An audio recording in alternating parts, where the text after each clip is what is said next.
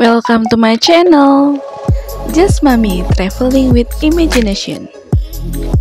Bab 12, Dokter Ira takut hilaf. Nanti juga kamu tahu sendiri, jawab Bian. Ia malah seolah sengaja ingin membuat Ira penasaran. Ih, kamu nih sengaja banget deh. Ngapain ngomong kalau nggak mau ngasih tahu aku? Bikin penasaran aja, ucap Ira sebal. Namun ia senang karena Bian bisa bercanda. Penasaran aja apa penasaran banget, ledek Bian. Ira malah terkekeh jadinya. Ia semakin gemas karena Bian malah menggodanya yang sedang kesal itu. Beberapa saat kemudian mereka sudah tiba di rumah Ira.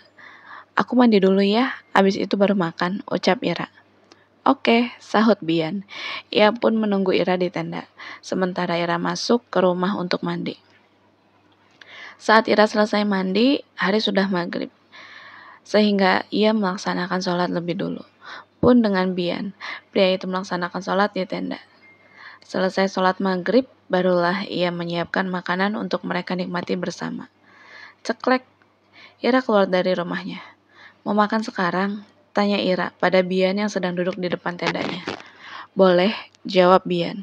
Kebetulan ia pun memang sudah lapar. Ya udah tunggu sebentar ya, lanjut Ira. Ia pun kembali masuk untuk mengambil makanannya. Oke, ucap Bian. Ia sangat senang karena merasa seperti dilayani oleh seorang istri.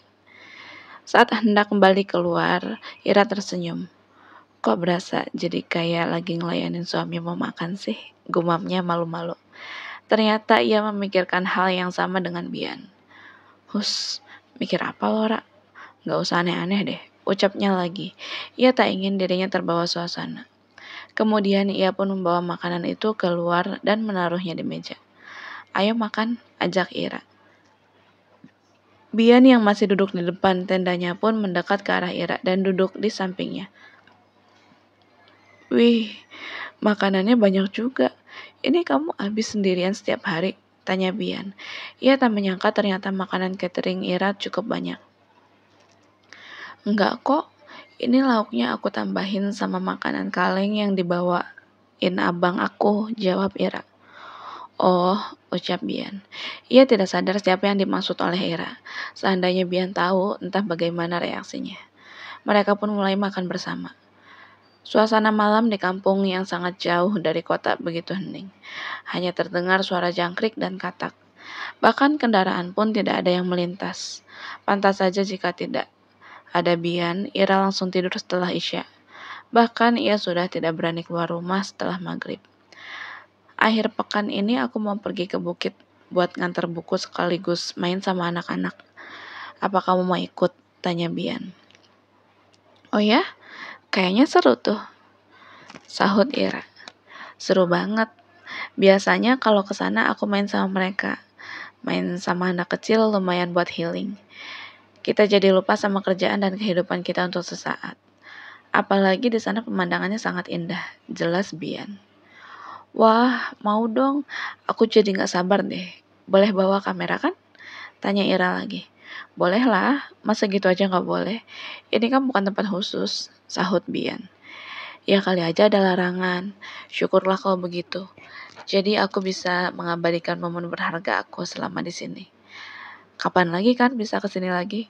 Kalau udah balik ke Jakarta, nanti aku pasti bakalan sibuk, ucap Ira sambil menghayal. Tanpa sadar Bian menatap Ira. Ia pun tersenyum saat melihat Ira begitu antusias bercerita. Saat sedang menatap Ira, Bian melihat ada bumbu yang menempel di dekat bibir Ira. Bian pun mengulurkan tangannya perlahan. Duk. Ira tercekat saat menyadari hal itu. Ia berpikiran yang tidak-tidak. Namun anehnya Ira malah diam dan semakin tangan Bian mendekat, Ira malah memejamkan mata. Set. Bian mengusap bumbu itu dengan ibu jarinya. Ada bumbu, ucap Bian. Sontak mata Ira langsung terbuka. Wajahnya terasa panas dan memerah. Ia sangat malu karena telah salah paham. Oh iya, udah berasa. Tadi mau dilap lupa, jawab Ira gugup. Ira pun jadi salah tingkah karena sangat malu. Astaga Ira, keterlaluan banget. Bisa-bisanya kamu berpikiran macam-macam, batin Ira. Ia kesal pada dirinya sendiri. Bian tersenyum melihat gadis itu malu-malu. Emang dia pikir aku mau ngapain sampai nutup mata kayak gitu? Apa dia gak akan nolak kalau aku beneran? Astaga, mikir apa aku ini? Batin Bian. Pikirannya pun jadi berkelana. Akhirnya mereka sama-sama salah tingkah dan melanjutkan makannya dalam diam. Wih, ternyata mereka malah indah hoy, bisik anak buah Bian yang sedang mengintip. Nah, aku bilang juga apa kan? Emang itu tuh cuma modus mereka aja, biar makin leluasa pacarannya. Jangan-jangan kalau malam, komandan tidurnya bukan di tenda, tapi di dalam rumah dokter. Hihihi. Biarin aja, udah sama-sama dewasa ini. Siapa tahu bisa cepet-cepet nikah. Ya, mereka memang cocok sih. Awalnya aja sok musuhan, taunya malah lengket, pakai modus segala pula. Lagu lama. Lihat aja tuh, saking seriusnya sampai nggak sadar ada kita di sini. Jangan-jangan ada setan lewat juga nggak tahu. Hehehe. Aku jadi penasaran. Komandan berani ngapain aja ya? Secara kan badannya fit gitu. Masa iya nggak tergoda sama cewek cantik kayak dokter Ira?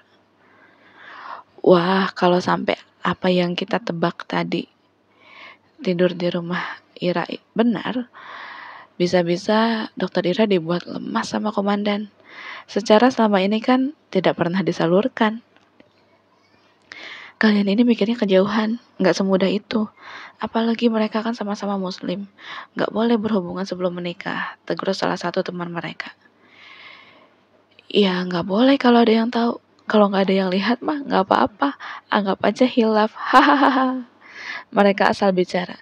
Meski begitu mereka cukup percaya bahwa Bian tidak akan berbuat macam-macam. Setelah memastikan apa yang mereka tuduhkan, mereka pun pergi meninggalkan tempat itu. Selesai makan, Ira membereskan piringnya. Biar aku yang cuci piring, ucap Bian.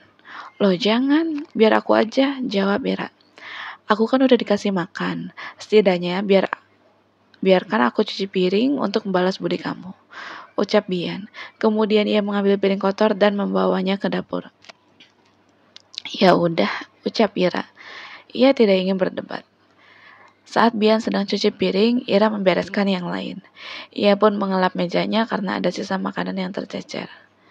Gini kali ya rasanya kalau udah nikah, batin Ira sambil senyum-senyum. Kemudian ia pun masuk ke dalam untuk menaruh tempat nasi, karena nasinya masih tersisa. Saat Ira sudah berada di pintu dapur, ia melihat punggung Bian yang sedang mencuci piring itu. Hatinya pun berdebar-debar dan meronta ingin memeluk punggung yang tegak dan lebar tersebut. Apalagi leher Bian terlihat begitu jenjang dengan rambut cepaknya. Ya Tuhan, jangan sampai aku hilaf, batin Ira. Ira memalingkan wajah. Ia tak berani menatap punggung Bian terus karena khawatir hilaf. Sadar Ira, jangan sampai hilaf, jangan malu-maluin, batin Ira sambil komat kamit. Saat seperti itu, ternyata Bian sudah selesai mencuci piring. Bahkan ia berdiri tepat di samping Ira. Kenapa? Tanyanya tanpa dosa. Deg. Ira refleks menoleh dan ternyata Bian sudah ada di hadapannya. Astagfirullah, pakik Ira. Ia sangat terkejut karena Ira pikir Bian masih berada di tempat cuci piring. Ira yang terkejut pun langsung mundur, hingga ia hampir terjatuh. Beruntung Bian yang merupakan seorang tentara itu sigap menangkap Ira dan menariknya. Set, buk. Ira pun langsung mendarat di dada Bian yang sedang berdiri tegak itu. Tanpa sengaja posisi mereka saat ini sedang berpelukan. Hati-hati, ucap Bian. Ia dapat merasakan debaran dada Ira yang cukup kencang. Iya, jawab Ira lemas. Ia seperti orang yang sedang dihipnotis. Melihat Bian dari dekat seperti itu, rasanya jantung Ira seperti hampir melompat, meledak. Bian pun jadi salah tingkah karena ditatap oleh Ira. Apalagi gadis itu belum melepaskan pelukannya. Hingga akhirnya beberapa detik kemudian mereka tersadar dan saling membubarkan diri. Ya udah kalau begitu selamat istirahat, ucap Bian salah tingkah. Iya kamu juga, jawab Ira. Ia langsung masuk kamar. Bian pun meninggalkan rumah Ira dan menutup pintunya dari luar. Ira yang baru menyadari hal itu pun akhirnya keluar dari kamar untuk mengunci pintu. Ih, apaan sih? Kenapa jadi salting gitu coba? Gumam Ira. Ia jadi malu sendiri karena sikapnya barusan. Kenapa aku jadi grogi begini sih? Padahal harusnya biasa aja biar kelihatan cool. Gumam Bian. Ia pun menyesal karena tidak mampu mengendalikan dirinya sendiri. Akhirnya mereka sama-sama tidak bisa tidur. Ini kan masih sore. Baru habis makan pula, gumam Bian sambil duduk di kursi lipat yang ada di teras tendanya. Ia menatap ke rumah Ira, kemudian menghayal. Kalau udah nikah, enak kali ya, bisa tidur bareng di kamar itu. Batin Bian sambil tersenyum. Astaga, Bian menyadarkan dirinya sendiri. Mikir apa aku ini? Keluhnya. Ia malu karena telah berpikir yang tidak-tidak. Sementara itu, Ira yang ada di dalam pun sama seperti Bian. Ia tidak bisa tidur. Kalau aku keluar, kan jadinya nggak lucu. Tapi kalau cuma diem di dalam gini juga nggak bakalan bisa tidur. Gimana dong? Keluh Ira.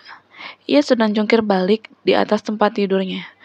Ya ampun, kenapa jadi deg-degan begini sih? Kira-kira tadi dia sadar nggak ya kalau aku grogi? Terus muka aku kelihatan merah nggak ya? Ira jadi panik sendiri. Ira, lo kenapa jadi norak begini sih? Biasanya juga kalau ketemu cowok biasa aja. Tapi sekarang kenapa malah nggak bisa ngendaliin diri? Aneh banget. Gumam Ira. Ia malu pada dirinya sendiri. Tapi emang badan dia tuh bagus banget. Ya namanya juga tentara ya. Mana tinggi, bahunya bidang, terus punggungnya lebar, peluk abel banget.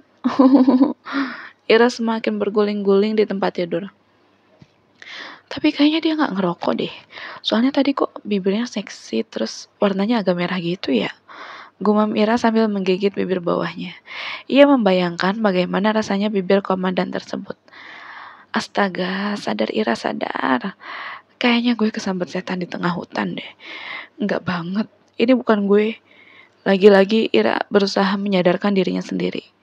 Di luar, Bian lebih memilih untuk berolahraga agar pikirannya teralihkan. Ia memang selalu seperti itu. Dulu ketika dirinya sakit hati karena ditikung Zen pun olahraga sampai lupa waktu. Bian berlari-lari kecil, kemudian ia push up. Lalu melakukan peregangan otot dan lainnya. Bahaya ini, bahaya. Gumam Bian. Ia khawatir karena otaknya terus berkelana. Bian pun tak sadar ada yang mengintip dari dalam. Dia lagi ngapain sih? Gumam Ira. Ia heran karena Bian berolahraga di malam hari seperti itu. Apa dia udah biasa begitu ya? Dulu waktu gue baru datang ke sini pun dia olahraga gila-gilaan sampai dehidrasi. Kok aneh banget sih? Gumam Ira heran. Ia tidak habis pikir mengapa Bian seperti itu. Seandainya Ira tahu alasan Bian, ia pasti akan sangat malu. Sebab dirinya lah yang menjadi penyebab Bian berolahraga kali ini. Keesokan harinya, Ira berangkat ke klinik seperti biasa. Sebelum Ira keluar rumah, Bian pun sudah mulai salah tingkah. Ia mencuci wajah menggunakan air galon yang tersedia. Kemudian menyikat gigi dan memastikan bahwa wajahnya sudah bersih. Oke, semoga tidak ada yang terlewat. Gumam Bian. Ia tidak mungkin membawa cermin ke tenda, sehingga Bian tidak bisa bercermin untuk memastikan penampilannya. Bian sengaja menunggu di dalam tenda agar tidak terkesan sedang menunggu, namun lehernya sudah hampir panjang karena terus menoleh ke arah pintu rumah Ira. Hingga akhirnya pintu tersebut dibuka dari dalam. Ceklek. Nah, itu dia. Gumam Bian. Ia pun bersiap untuk pura-pura baru keluar dari tenda. Cetek. Bian tersenyum saat mendengar Ira mengunci pintu. Kemudian ia memasang telinganya untuk mendengarkan langkah Ira. 1, 2. Dalam hitungan ketiga, Bian pun keluar dari tendanya. Set. Bian keluar dengan sangat alami. Udah mau jalan? Tanyanya pada Ira. Iya, jawab Ira sambil tersenyum. Padahal tadi Ira sempat membatin karena tak melihat Bian. Ia pikir Bian sudah kembali ke markas. Ya udah, bareng aja. Sekalian aku juga mau balik ke markas, ucap Bian sambil menarik resleting tendanya. Oh iya, sahut Ira. Ia menunggu Bian di jalan. Semoga dia nggak ingat kejadian semalam, batin Ira. Sebagai wanita normal, wajar saja jika Ira tergoda oleh bentuk tubuh pria tampan yang gagah itu. Wanita manapun pasti ingin dipeluk oleh Bian. Ayo, ajak Bian. Iya, sahut Ira. Berbeda dengan kemarin, mereka bisa berbincang santai. Kali ini mereka canggung, sehingga bingung hendak mengatakan apa. Udah sarapan? Tanya mereka secara bersamaan sambil menoleh. Akhirnya mereka kembali malu. Ya ampun, basi banget. Kayak gak ada obrolan lain aja, batin Bian sambil menggaruk kepalanya. Hei Ira, lo kenapa jadi gagal begini sih? Gumam Ira dalam hati. Mereka sama-sama berpikir keras bagaimana cara agar bisa berbincang dengan santai. Padahal saat mendekati Intan, dulu Bian tak seperti itu. Ia selalu percaya diri, berbeda dengan saat ini.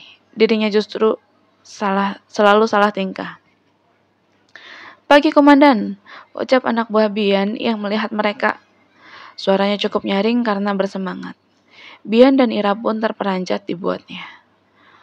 Waduh, mereka lagi kenapa? Kok shock banget kayak gitu? Padahal aku cuma nyapa, batin anak buah Bian.